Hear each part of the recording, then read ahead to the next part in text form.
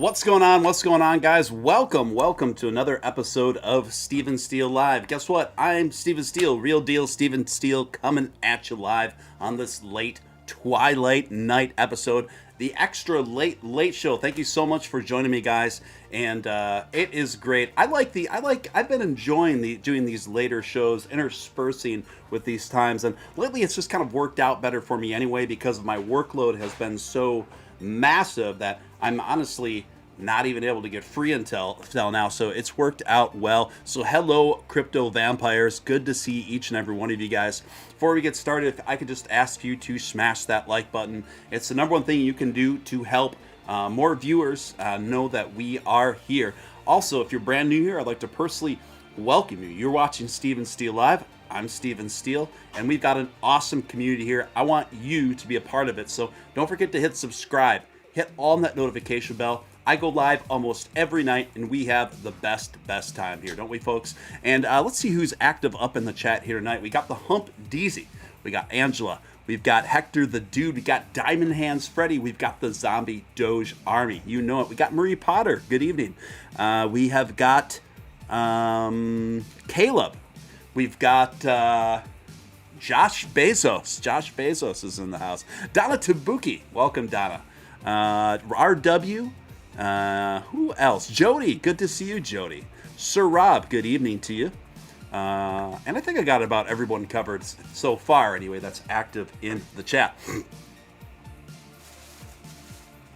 Excuse me. Without any further ado, we're just going to get down to it. Bopper's got a lot to cover tonight.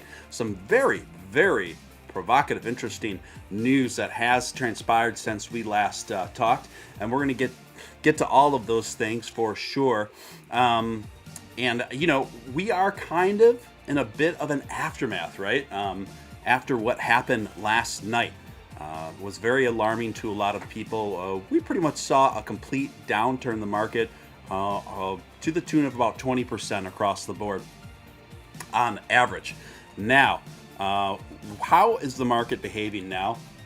Well, it's behaving exactly how I told you it was going to behave. I said I believe we're going to just see things hold the line, and we're going to see some modest gains going through the rest of the weekend. And we wake up today, and through the rest of the day here, we are seeing modest gains. Bitcoin is hanging out right at about 49,500. In my opinion, even any buy-in right now for Bitcoin under 50K, I think is an absolute bargain. That's just my opinion. Like I said, I wish I had more investment capital. I would have been going all in on Bitcoin during all of this as well. I know a lot of you picked up some extra Dogecoin as well, which was, I think Dogecoin even got down to close to 13 cents at one time, very briefly, late last night in the twilight. Of course, everything's recovering, albeit modestly, but everything is recovering and starting to look much better, obviously, than where we were 24 hours ago from now. And as you recall, I did call it last night, didn't I? I said 47,000 for Bitcoin was going to be the pivotal point of support. And I said if it keeps dipping below 47,000, we're going to be in a lot more trouble than what we are now. And we were in danger of, seriously, you thought last night was bad. If Bitcoin would have kept dropping below 47,000, we could have seen the market to go full 40% down. But fortunately, that didn't happen. The base of support hung strong right at about 47,000 into the first half of today. It kind of hung out there and continued to ascend thereafter. So, good. That's a good thing. Josh Bezos coming in with the first super chat of the night, $10 super chat. Appreciate that.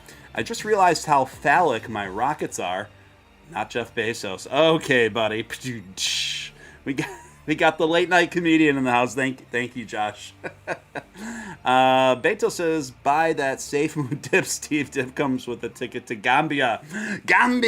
Oh, that's funny, Beto. Good to see you. Hump Deezy coming in. We got some Doges in the living room.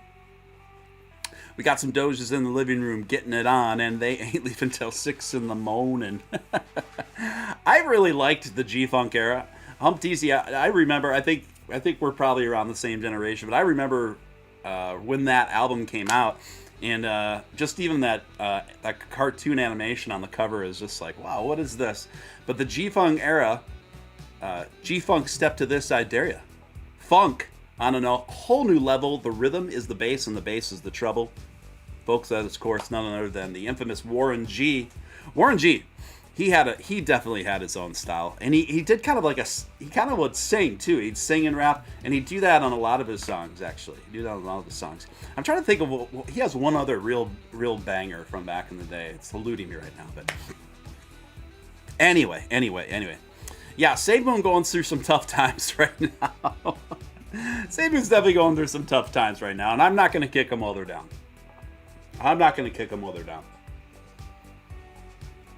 They've had enough strikes against them over the last month or so. But all right. So yeah, I do think that we are in modest recovery mode as predicted, and I think this will continue. Tomorrow, I wouldn't be surprised if Bitcoin got up to around the likes of about 51,000, somewhere in there. Donna Tabuki says, "You always call it correct." Not always, but I would say I call it correct more times than I don't. That much I can safely tell you guys. Donna says, "Your credit card shut you down in Superchats. What happened?" Oh no. No worries, Donna. No worries. Don't mean to get you in trouble. So let's see. Let's get to the top story here tonight, and this is a massive story, folks. Bitmart hacked for $200 million. It started off as a $150 million loss, but just in the last 2 hours, and this is pretty much breaking news. This whole story transpired over the last couple hours, just the last 2 hours here, and the most recent update shows a hacked loss of 200 million from 150 million. That is just wild stuff, folks. Wild stuff. Remy just wants to get in the picture here. You need attention? She needs attention. Okay, you can hang out here. And so Bitmart now hacked for 200 million following Ethereum Binance Smart Chain exploit. The hackers made away with a mix of over 20 tokens that included altcoins such as BNB SafeMoon, BNB USD, and BitPay.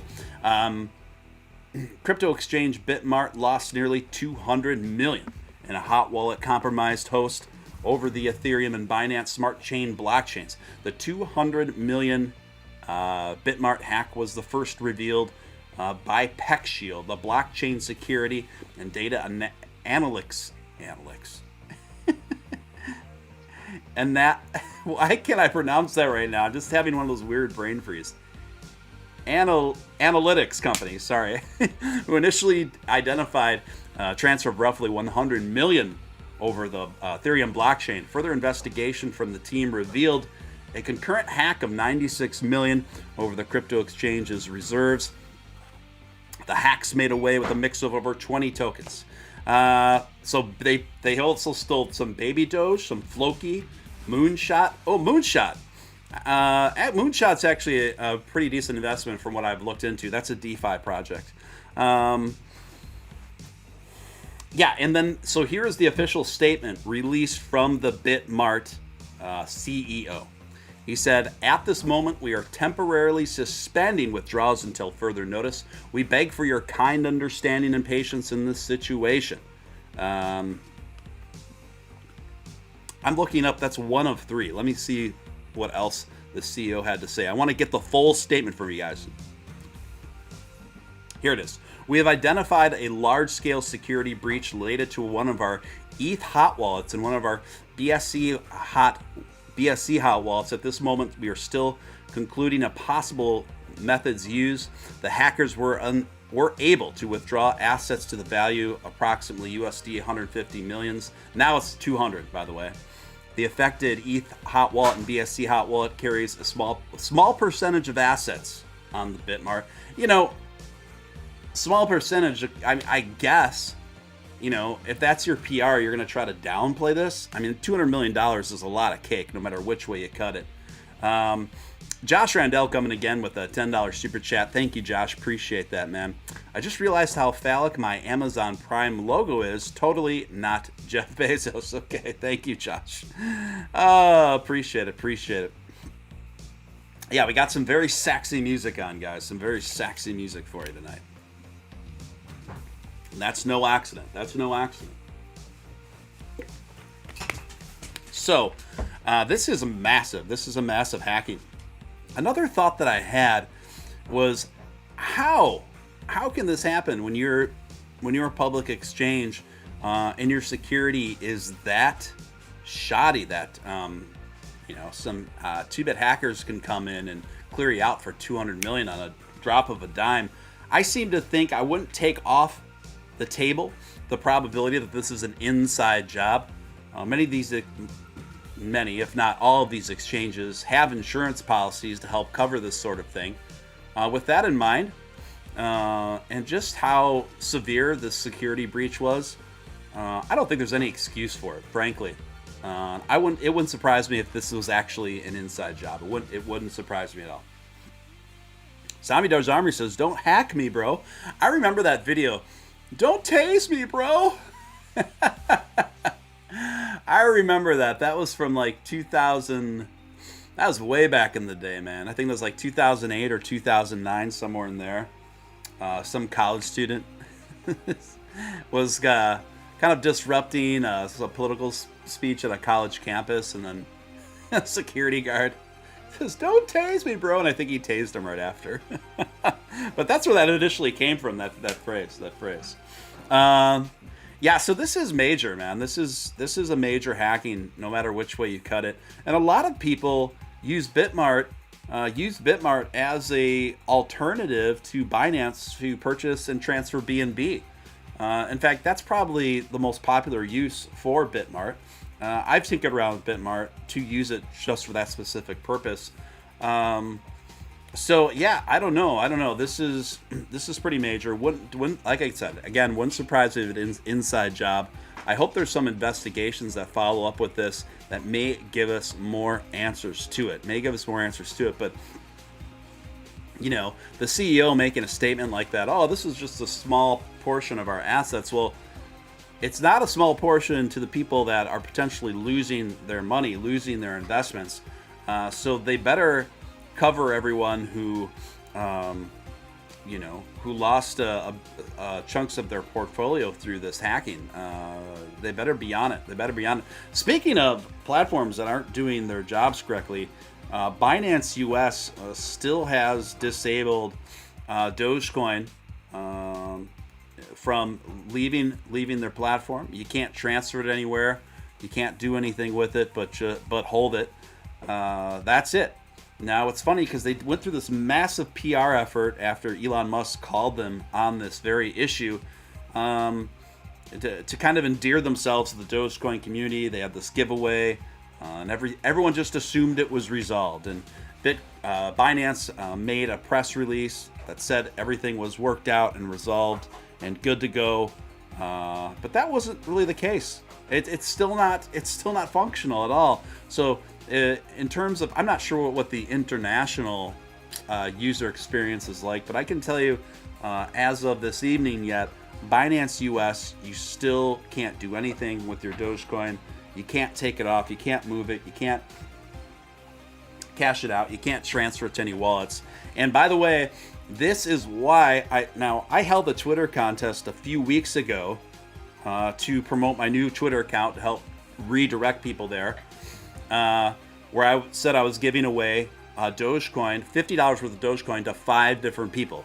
And that's the reason why the winners haven't gotten their Dogecoin yet, is because I already purchased $250 worth of Dogecoin before these problems happened for this very contest through Binance, and I'm not able to do anything with it. But rest assured, the moment Binance finally gets that sorted, I will winners will be picked, and they will be getting their Dogecoin. Rest assured. Let's see.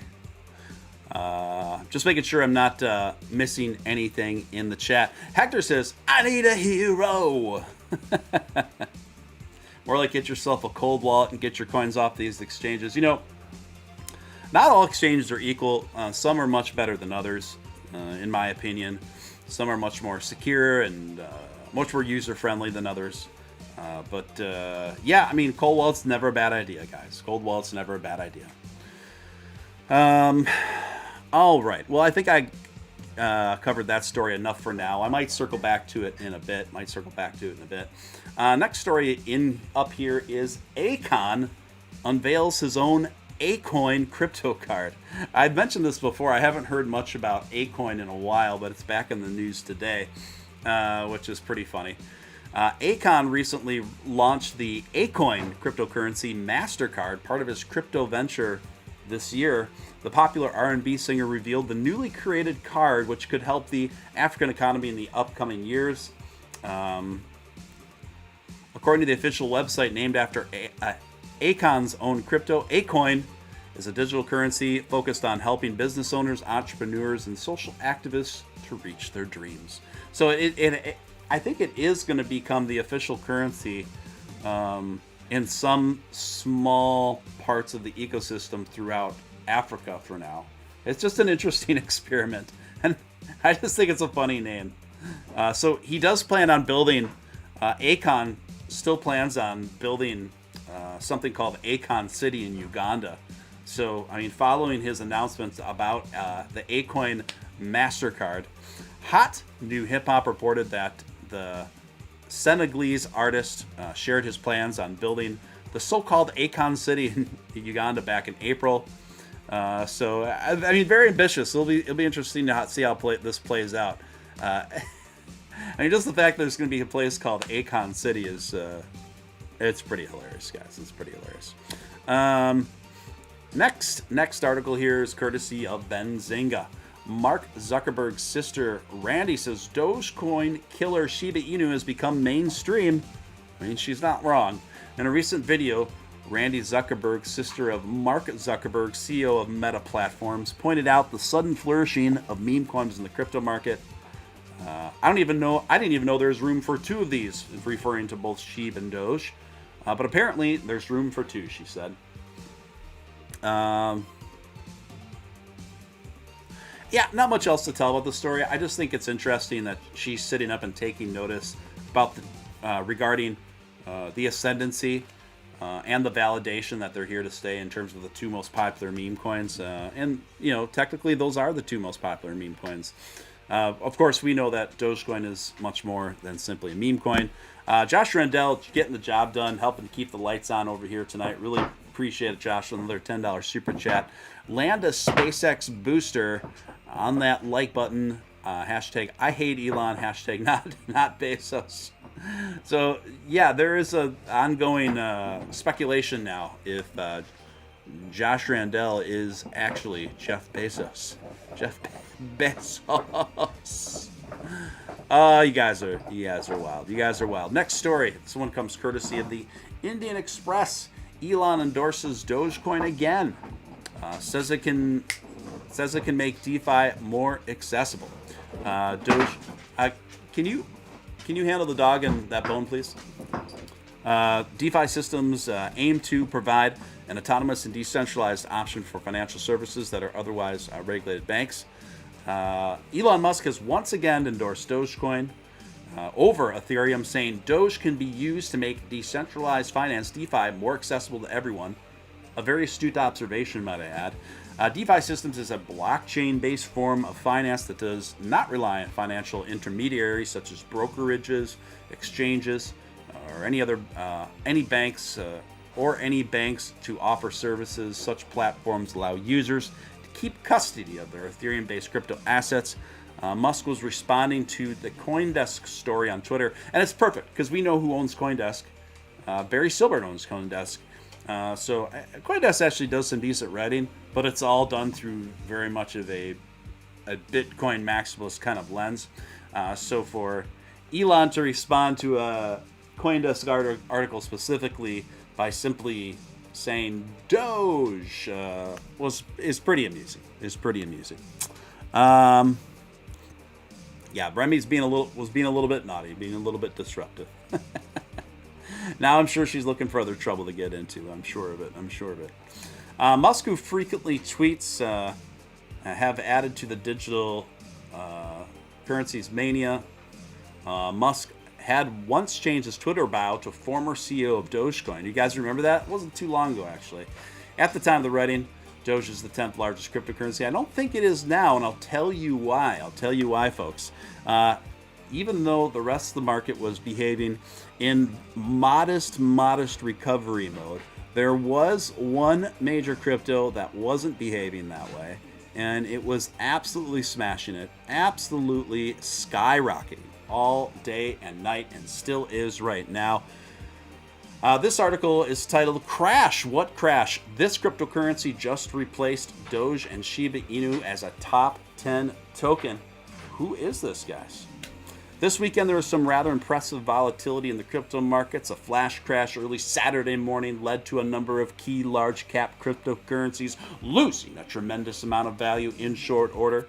Most large cap cryptocurrencies followed Bitcoin's lead, after the world's largest cryptocurrency saw a dramatic 20% decline within 1 hour. Extreme volatility did not spare coins such as Dogecoin and token Shiba Inu, with these two down respectively 10 and 9% over the last 24 hours. However, there were a few bright spots. Among the winners, and guys, I told you to keep an eye on this one. Did I not tell you to keep an eye on this one? Among the winners from this chaos is Terra Luna. Terra Luna, get this, folks, up 32% over the last 24 hours. Terra Luna is already not only recovered fully and entirely from the flash crash, but they have already ascending beyond. They're already ascending beyond that and headed towards an all-time high at this point. And yeah, it's growing rapidly in popularity right now. Terra has officially moved into the number 10 spot in the cryptocurrency market cap ratings. There are a number of reasons why investors... that's just like super general nonsense.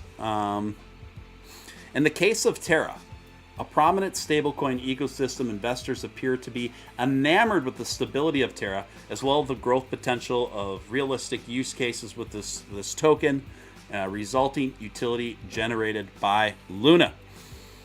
Can you dig it, guys? Can you dig it? So those of you who got in on Terra Luna recently, maybe even got in a quick dip, so let's check out, let's examine what Luna is doing right now, you guys, and then we'll also go over a bit of the other positions in the market as of right now. Terra Luna keeps ascending, you guys, up 4% just in the last hour. Now up 35% over the last 24-hour cycle. Terra Luna continues to ascend, continues to look very bullish. Frankly, folks, it wouldn't surprise me if Terra Luna moved upwards of number 6, maybe even number 5. I think we're going to see. And again, I called this, didn't I? I said, keep an eye on Terra Luna, keep an eye on Solana, keep an eye on AVAX. And I said, it wouldn't surprise me if either Sand and AVAX, or I said Luna and AVAX find a long-term positioning on the top 10. On the top 10. Those of you who watch me frequently probably remember this. So here is Luna in the face of an entire flash crash meltdown. Luna Terra is just ascending like a mother. Straight up. Now tell me, is it gonna be you and me forever? Name that tune, folks. Josh Randell disavows coming in with a $5 to make you holler. I'm still a little butthurt that Leonardo DiCaprio went alpha on my old lady the other night. Wow. Thank you for that, Josh Bezos Randell. Yeah, that's some pretty interesting footage, right? To see, I almost felt bad for Jeff Bezos when you see that video footage of Jeff Bezos' girlfriend at some gala or something, and looking up at Leonardo DiCaprio, just wanting him so badly, while a very defeated-looking Jeff Bezos is in the background. I mean, I almost felt bad for the guy. Man, that's just brutal optics. Man, if I rewatched footage like that and that was my girlfriend, I'd probably leave her. Because that did not make him look make him look good at all. I actually like Titanic. It's not something I want to watch over and over again. I think I've seen it twice in my life, but I thought it was pretty well done. Pretty well done. Like, I get it.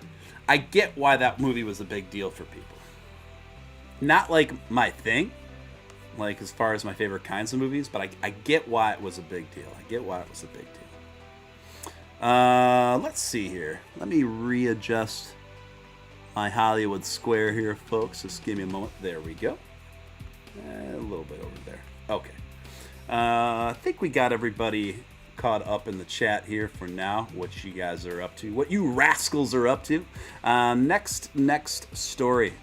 So, guys, just to recap again, I do see personally, it's my opinion, that both AVAX and Terra Luna are going to continue to ascend. Right now, I've definitely put them in the category for strong long-term positions.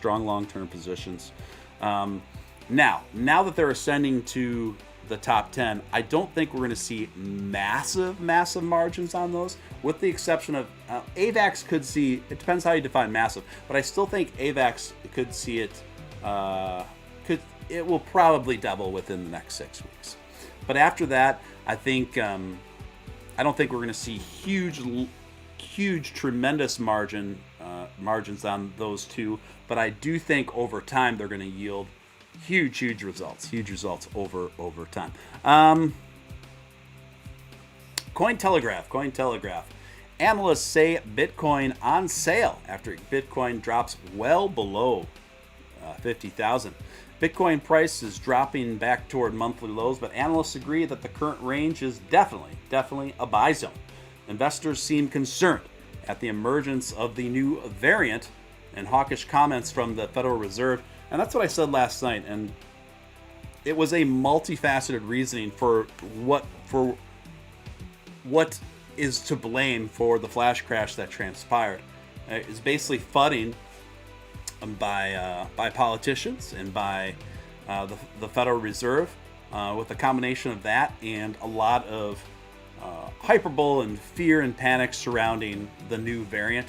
It's interesting because all of the data and the statements coming out of Africa regarding that particular variant has specifically stated that it's not something to get into panic about, not something to freak out about, because although it may be more contagious, it's way less severe in terms of symptoms. So they're really, the scientists statements were really trying to downplay it in a way, like, hey, we need to be aware of this, but at the same time, there's no cause for alarm. Well, you wouldn't know that judging by the mainstream media in this country, the way they've been covering it, and I think that's certainly played a role in what's been happening in the market. Again, it's my personal belief that getting Bitcoin anywhere under 50,000 right now, around 50,000 right now, is a really good deal. And then this comes courtesy of CoinDesk, and they're just covering again what happened, the flash crash. Bitcoin drops 9K in 1 hour on spot market selling, but El Salvador again buys the dip. Boy, do I like that guy. The new president of El Salvador, absolute Chad, absolute boss, buying every major Bitcoin dip, accumulating for the betterment of his own country to help turn that economy around, lead it into the future. Total and complete embrace of cryptocurrency and Bitcoin. He's right now building something called Bitcoin City, wherein the majority of the electricity will be pulled from the energy out of a neighboring volcano, which is very ambitious, very cool. The architecture and the design plans for it look super futuristic and really cool. I would love to visit there one day. I know he's taking a lot of heat right now. Though, overall, I think that heat is being a little bit trumped up by the media because his approval ratings right now are somewhere around 90%, folks. 90%. I do think that the future will more than likely vindicate all of the president of El Salvador's plans and rollout that we're seeing right now. I think he will be viewed as an absolute trailblazer the more time goes on. Let's see what's going on in the chat. Angela married Matt Wallace. Congratulations. Yeah, I see some of the comments in there, and just I see them, guys, but some of them just I'm not able to read aloud due to terms of service. Slide Edge coming in with a $2 super chat. Volcanic Energy is straight up Bond villain status. Yes, I agree. It's straight out of Goldfinger. It's straight out of You Only Live Twice or something, and I love it. I love classic Bond. Any other James Bond fans in here? What are your favorite James Bond films? Why don't we just put a bookmark in all things crypto. Let's talk about James Bond for a few minutes. I'm going to look up the James Bond discography, and I want you guys to put your favorite Bond movie in the chat, and we'll see how it all stacks up, guys. We'll see how it all stacks up.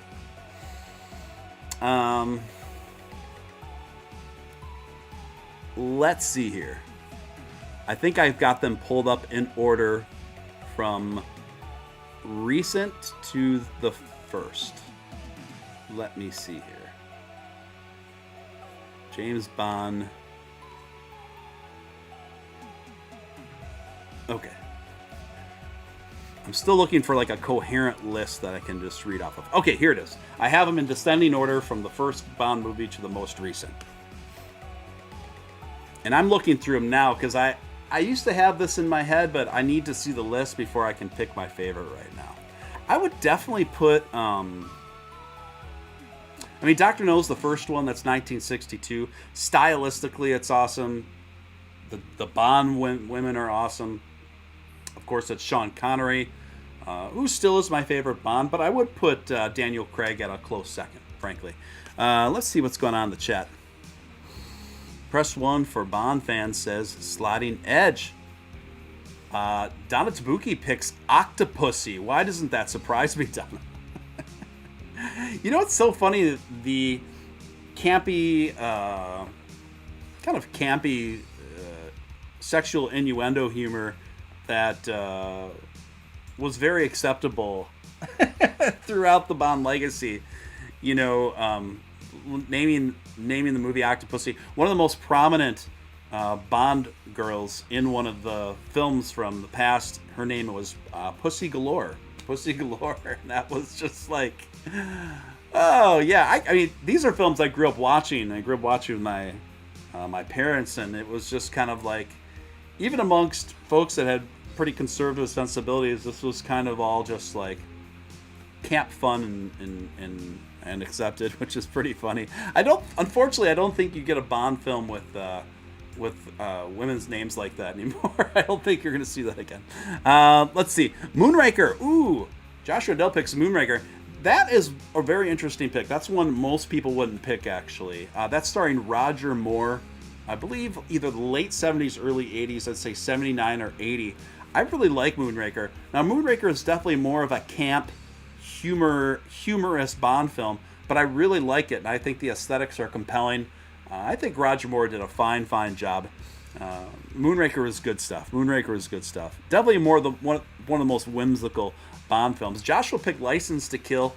You can't beat that. License to Kill is pretty good. That's a respectable pick.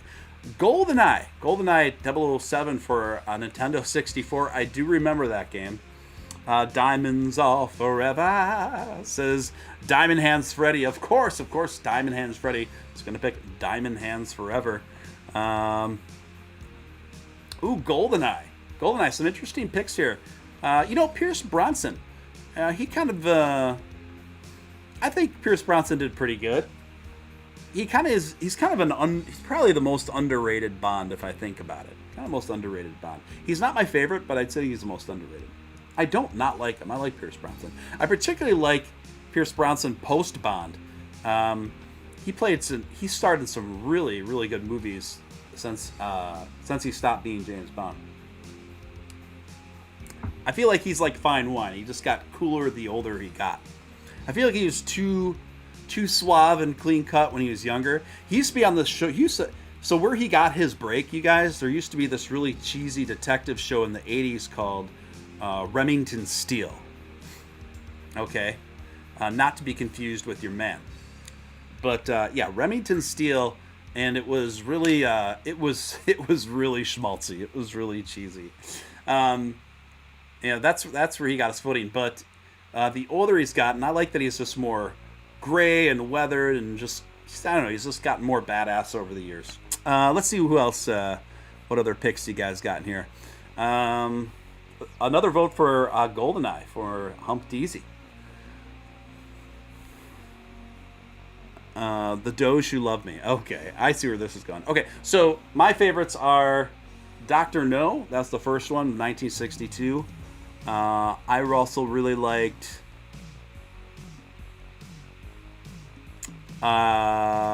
Casino Royale. Now that was Daniel Craig's first Bond movie. I thought that was excellent.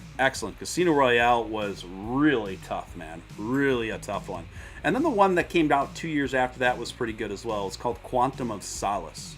And that was that one was very intense.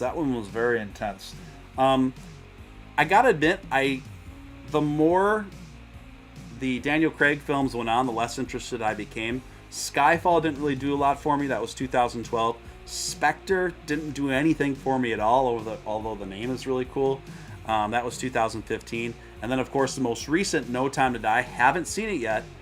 Saw mixed reviews, but there is someone who's a friend of mine who is a James Bond aficionado of sorts, and he said it was much better than he thought it was going to be. So I have yet to. I'm gonna rent it. I'm gonna stream that within the next few days here. Die Another Day. Madonna's did a surprisingly cool theme song for Die Another Day. It's actually pretty cool if you look it up. And that was from 2002. Moonraker's a lot of fun. Octopussy's great. I think Octopussy... No, that's A View to a Kill. View to a Kill. Duran Duran did the theme song for it. It's brilliant. Duran Duran did the song, and it's a really sophisticated, really freaking cool, suave song. But my point is Octopussy the one where Grace Jones is in it, or is that A View to a Kill? I forget. Is anyone familiar with View to a Kill, the song by Duran Duran? Let me look up the lyrics. I'll sing a refrain for you. See if it's familiar to some of you. Let's see. Duran Duran, A View to Kill lyrics. Okay. Oh, yeah. The chorus was like, until we danced into the fire, that fatal kiss is all we need. Dance into the fire, the fatal sounds of broken dreams. Dance into the fire. Yeah. It's so good. I'm probably not doing it justice at all, but I'm a bit biased. I really like Duran Duran a lot. I think Duran Duran is one of those very underrated bands. So many great songs, so much great production. Joel says, just got off work. Always glad, Stephen Steele, that you do the late shows. Awesome. Glad you could unwind with us here. Thanks for tuning in, Joel. Appreciate that, man. Appreciate that. Again, last night I just told you how Duran Duran got their name, right? They got their name through another great film, kind of a campy science fiction film starring... Oh, gosh. Of course we know her name. How is it eluding me? Barbarella.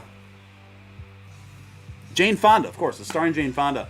But Jane Fonda looks great in the film, and it's kind of provocative, kind of sexy, campy movie. I'm surprised it was rated PG back then, because it had a lot of Oh, a lot of pretty provocative stuff, but it was based on a French comic of the same name by a guy named Jean-Claude Forest. Super well done. It's super funny. But anyway, there is a character in that movie. His main job is he's a doctor that pleasures women through a machine that he has, and his name is Dr. Duran Duran. So that's where he got the name. So in context, it's a pretty smooth name. We didn't start the fire. Bam, bam, bam, bam, bam, bam, bam. What is that?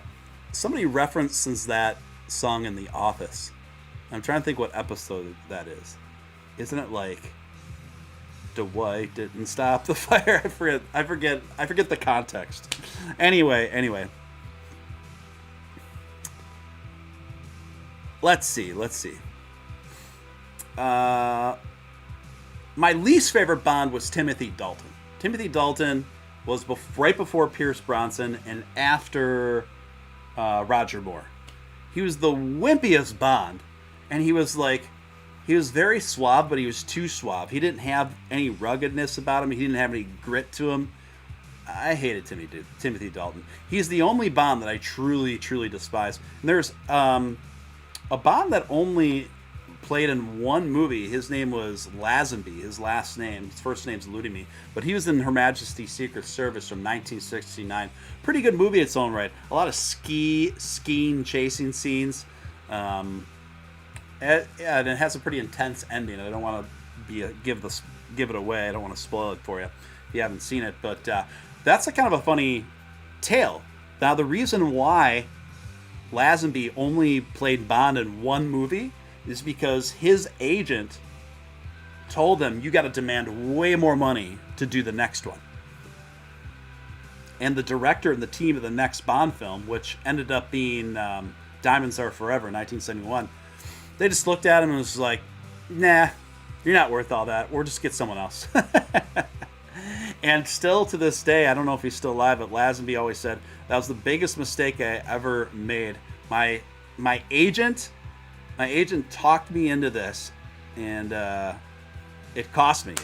I could have been the next Bond for the next 4 or 5 films, but imagine blowing that one. Hunter Wayne, welcome. Who is going to be the next Bond? There's a lot of speculation, right? There's even some people that are saying that the next Bond is going to be a woman. I don't know, guys. I mean, I don't think that's a good idea. I feel like we're kind of living in an era where we're just switching things around just for the sake of it. You know what I mean? And instead of inventing new characters around the new people who aren't normally aren't protagonists and portrayed a certain way in films, instead of just writing new storylines and creating new characters, they're kind of invading classic characters and switching them around. It doesn't make much sense. It makes about as much sense.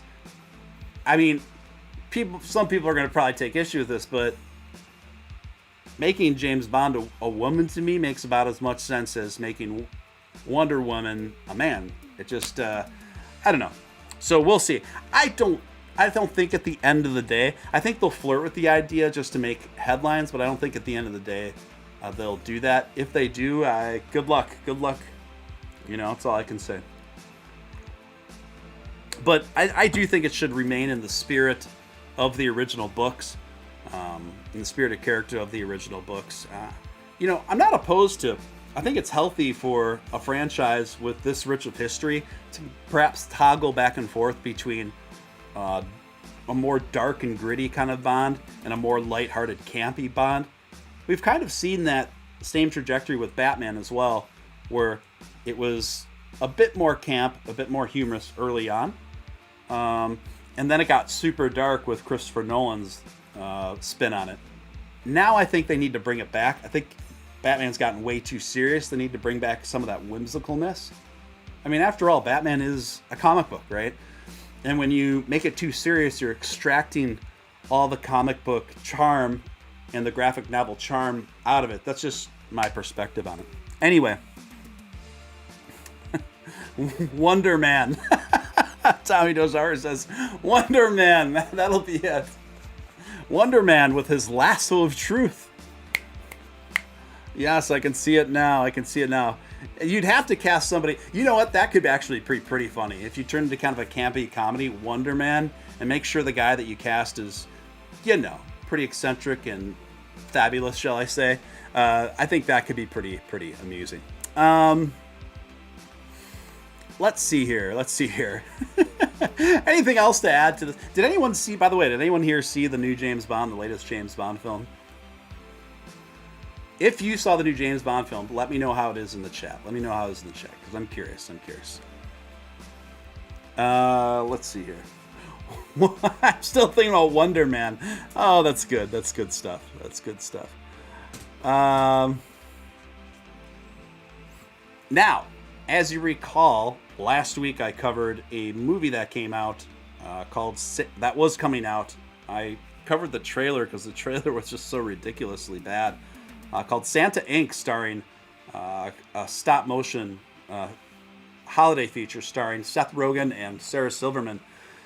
It just looked and sounded absolutely atrocious. I mean, it was so shocking to me between the vulgarity of it and it's like, it's okay to have vulgarity if it's done with like witticism, if it's very witty, or it has appropriate emotion behind it. But just making something like super potty mouth just for the sake of it, and that's your punchline, I don't think that's very impressive. And most people agree. And you know, it was just this very heavily laden woke take on Christmas, you know. And so anyway, this comes courtesy of Curated. Santa Inc., starring Seth Rogen, becomes the lowest rated show ever. Seth Rogen stars as Santa Claus in a new holiday comedy series that doesn't seem to be bringing joy to the world. Santa Inc., a new HBO Max series released December 2nd, scored staggeringly low on Rotten Tomatoes and has earned the lowest rating ever on IMDb. It received an average audience score of 3% on Rotten Tomatoes and an IMDb rating of 1.1 out of 10. The series now takes the top spot on IMDb's list of lowest rated TV shows of all time, beating out a 2005 Hungarian drama that received a 1.4 rating. How could a holiday series ruffle so many feathers?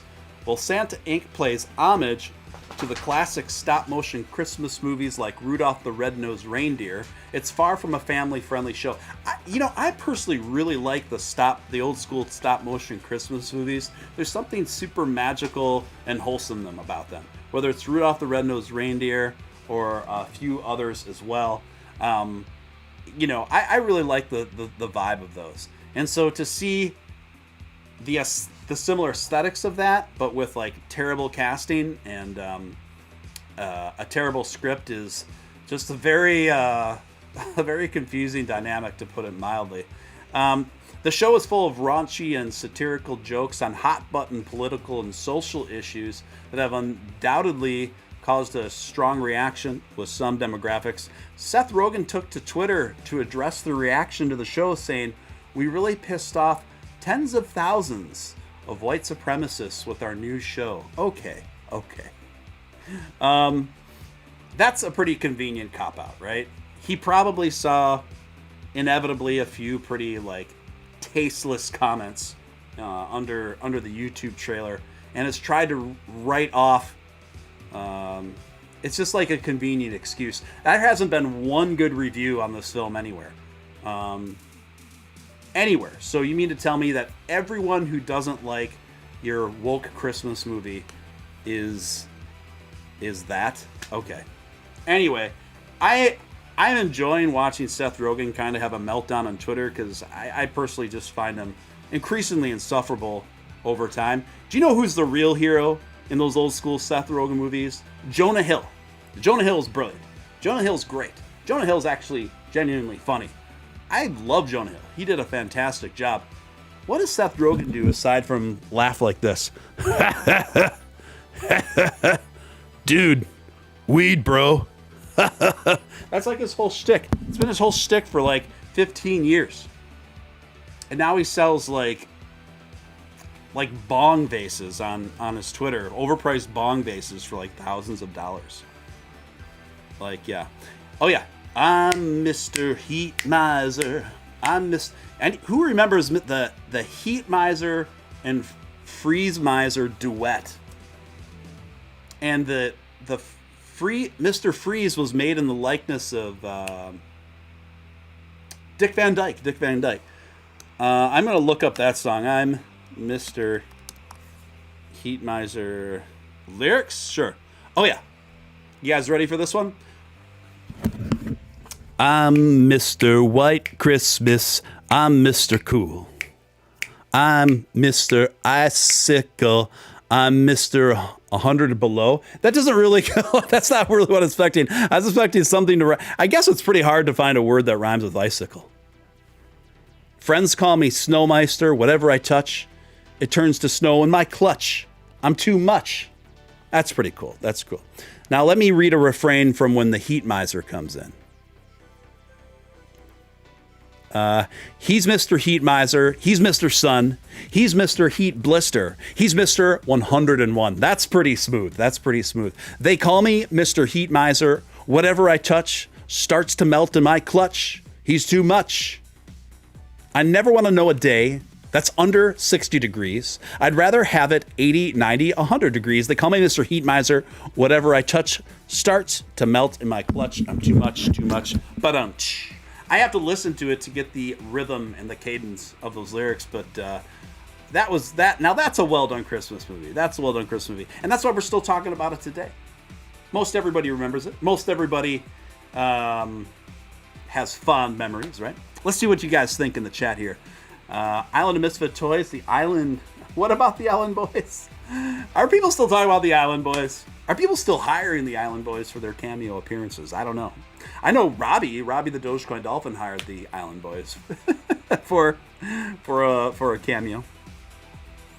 Oh my gosh. What is your favorite Christmas movie, guys? Why don't we just, we don't have to. I don't care if people are upset. I'm not talking about crypto. I don't care. What are your favorite Christmas movies? Let's talk about Christmas movies, guys. Let's talk about Christmas movies. I could talk about Christmas movies all day long. I love Christmas. Christmas is probably, it's kind of neck and neck with Halloween for me, but Christmas is my favorite. Halloween is my second favorite. And the only reason why Halloween has been my second favorite, one of my favorite times of year for so many years, is because how women usually dress on Halloween, to be quite honest with you. Provides for a lot of eye candy. Anyway, Bad Santa's pretty good. Christmas Story, for sure. It's a Wonderful Life. Well, you can't argue with that, Diamond Hands. Die Hard 1 and 2, yes, technically are Christmas movies. I would concur with that. I love Bruce Willis. I love Die Hard movies. I like about every Die Hard movie that came out. But yes, 1 and 2 are the best, in my opinion. Icon 87 finally got a super chat in here, $5 super chat. Shout out to my bro Ruben Jr. for his birthday from Israel. Awesome. Happy birthday to you guys over in Israel. Thank you for tuning in from across the globe. Really appreciate it. And happy birthday to you, Ruben Jr. I hope you have a fun one. Make it a fun one. Happy birthday to you, man. Thank you for tuning in, guys. Hugely appreciate it. Jody K coming in with $10. Make you holler. Bullish on Steven. I love it. Bullish on Steven. Oh, that's music to my ears, darling. Thank you so much. Appreciate the support. Let's see what's going on. Miracle on whatever street, Donna says. I don't think that's what it's called, Donna. Home Alone. Hump DZ calls the Home Alone. You can rent the Home Alone home right now, I think. It's December 7th it starts. Why is Remy going nuts? Remy, calm your teats. Yes, you can rent it for $25 a night starting December 20th. For $25 a night? $25 a night. No. You cannot rent the Home Alone house for $25 a night. $25 a night, correct. It's like a raffle. It starts December 7th. Oh, it's a raffle. It's booking. That's when you start booking it. So only a certain amount of days are. No, there's no way they're renting it out for $25 a night. That's losing money. No, I'll show you. Just send me the link. I have to examine that. I sent you the email already. We'll send it again. Send it again. Okay, right now. Let's see. Oh, Krampus is good. Krampus is good. Christmas Chronicles. I've never seen Christmas Chronicles. Polar Express. Yeah, I love Polar Express. Polar Express. You know what a fantastic experience is if you watch the Polar Express in the dark on a 3D television.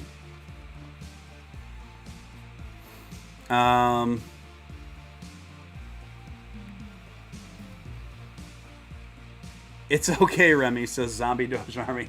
The audience is trying to calm Remy down. I think she's chill. Now she's still a little wound up. She's still a little wound up. Hopefully that there won't be any more outbursts here. That's funny. Donna said my dogs just flipped out when they heard Remy. Oh my goodness gracious. Goodness gracious. $25 a night booking starts. How can that be? Because there's only a few. Is that just to confirm like a down payment? No, it's $24 a night. It's like a special. They only have a certain amount of nights that you can do it for, so you got to get in there. You know, I'm seeing it, but it's hard for me to believe that you can rent out the Home Alone house for $25 a night.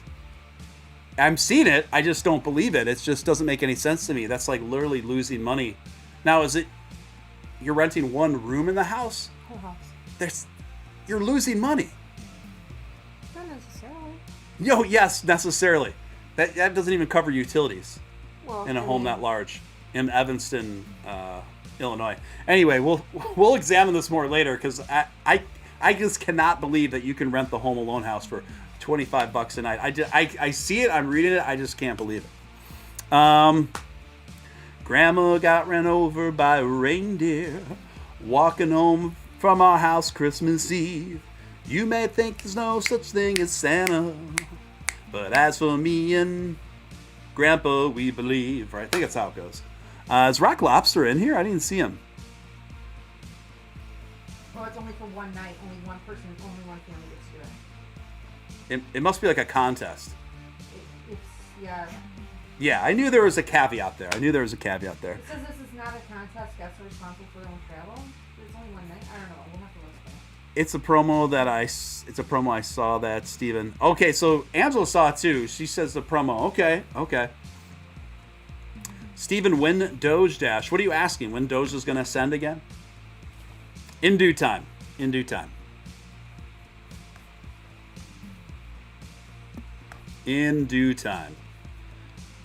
Are we all done talking about Christmas movies? Did anybody else have any Christmas picks you wanted to throw in the mix? Donna said I'm having super chat withdrawals. Donna, I got to be honest with you. I'm too am having super chat withdrawals. Seeing is believing. We believe. Yes. Oh, you guys are funny. You guys are funny.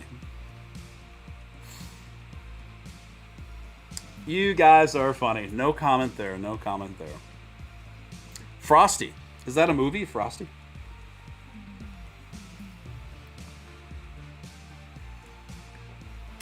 Did anybody ever even mention Christmas Vacation? What in God's green earth is wrong with you folks not mentioning Christmas Vacation when we talk about Christmas movies?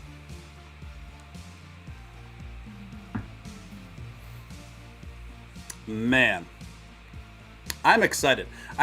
For the first time this year, I have a nice big flat screen TV that I bought about a year and a half ago. It's 65 inches. It's the biggest, nicest TV I've ever owned.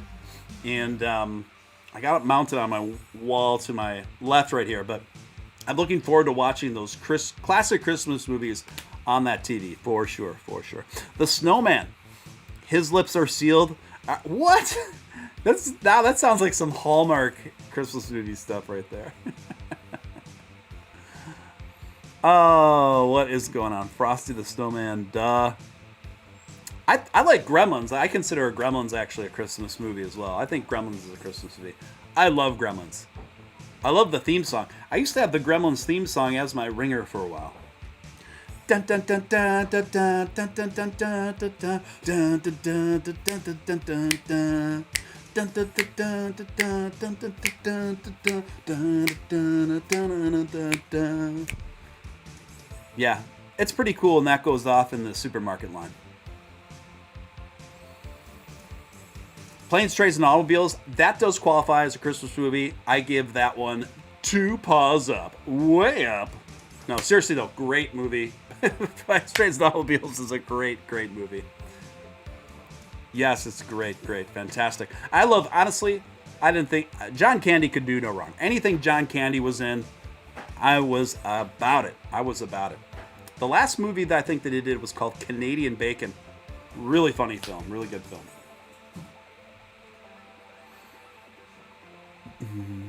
What do you mean that wasn't a movie? Gremlins is great. Gremlins is great. Key and Peele actually wrote some pretty funny stuff for a time earlier on when that show was on, and they had a skit about the writing of the script writing of Gremlins 2, how they kind of satirical take on how that went down. Basically making up any sort of gremlin you could possibly conceive.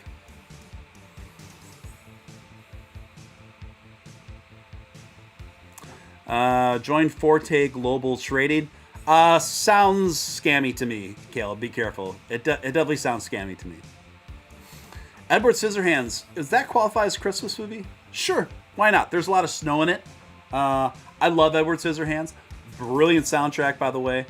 Probably, arguably, one of Johnny Depp's best performances. Winona Ryder, of course, is in it. Winona Ryder... Edward Scissorhands is Johnny Depp. Great movie. Great movie. Danny Elfman did the soundtrack. Very potent combination. Very moving film. And very aesthetically just encapsulating. It actually really combined a 1950s mid-century Americana aesthetics in with this fantastical Edward Scissorhands character who is kind of gothish, you know what I mean? Really, he looks like he was the missing member of the Cure in 1980.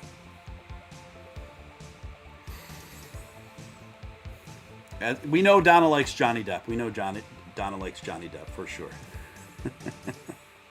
I'm changing to Android. How dare Apple not take my money? Yeah, I don't know what's going on, Donna.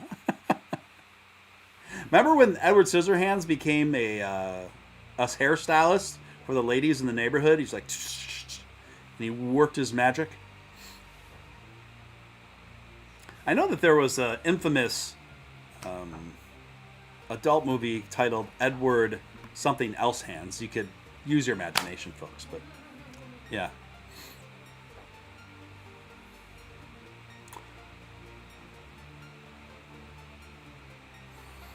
Is there a zombie Christmas movie?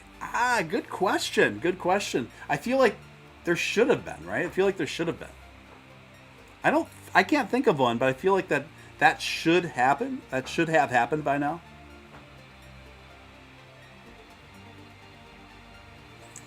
All right. Do I have any other things on my notes here? I don't know. Nothing I really want to get into. Honestly, I'm a bit tired of talking about crypto. Sometimes we need breaks, don't we, folks? We need breaks. We really do.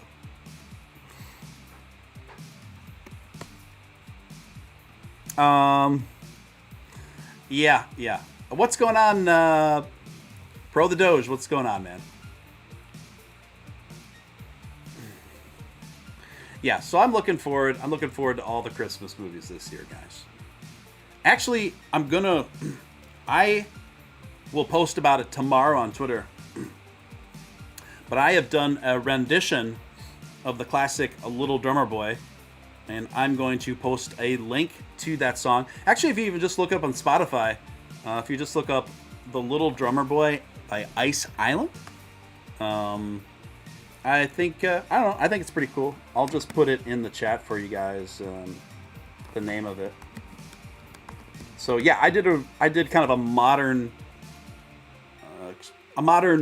extrapolation on the Little Drummer Boy. I feel like I kept some of the best, very classic elements, but made it modern. You'll see what I mean. Little Drummer Boy by Ice Island. Yeah, you can look that up on Spotify or Apple Music.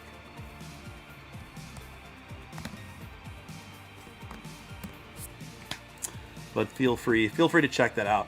If it had been a better year for my health, my plan was to do a rendition of a classic Christmas song every season. And this year was supposed to be Do You Hear What I Hear? That was the rendition I was supposed to do this time. Always, there's next year.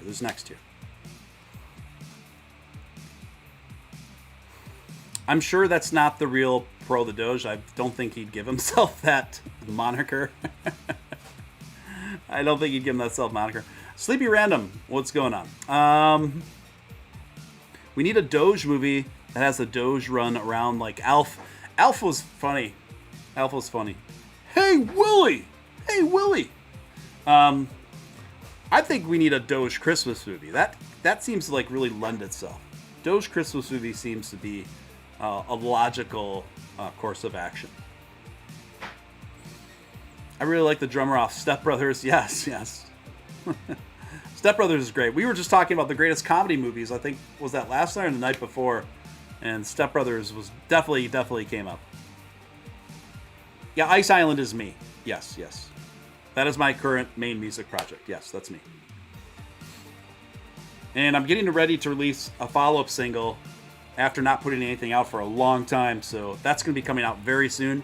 It's called Population. That's going to be coming out within the next month. I'll probably release it right after Christmas, probably mid-January, second week in January.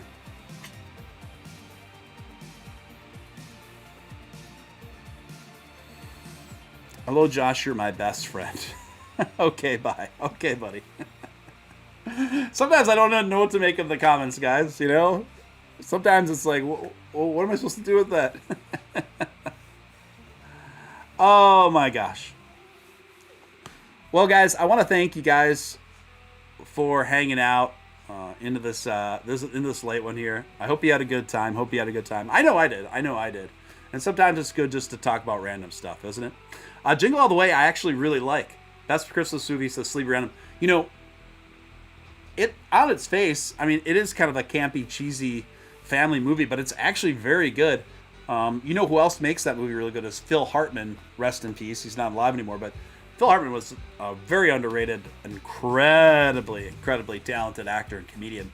And my favorite scene in Jingle All the Way is when Phil Hartman is in Arnold Schwarzenegger's home with his wife, helping her make cookies while he's out frantically looking for this particular toy for his son. And he's like, "What are you doing there?" He's like, "Oh, I'm just giving Carol a hand." And he's always hitting on his wife too. Just the back and forth with them on the phone is pretty. I can't notice. No description or impersonation is really going to do it justice. But for those of you who've seen it, you know what I'm talking about. All right, guys. I think I'm going to close this one down. Going on about 2 a.m. over here. Time flies, really. Yeah. But thank you so much, guys, for tuning in. Appreciate each and every one of you. Hope you had a good time. I know I did. I will be back tomorrow night, Sunday night. Sunday. Don't worry, folks. We'll be back. We'll see you in another 24. If you're not already following my new Twitter, make sure you do that. It's Mr. Steven Steele and then _. I'm going to put a link in the chat because I'm still trying to solidify that new Twitter account. So if you're not following me there, definitely follow me there because I love staying connected to each and every one of you guys. I'm very, very busy over there. Again, thank you so much, guys. Appreciate each and every one of you. Yeah, that's all for now. See you in another 24. This is Steven Steele. Sign out.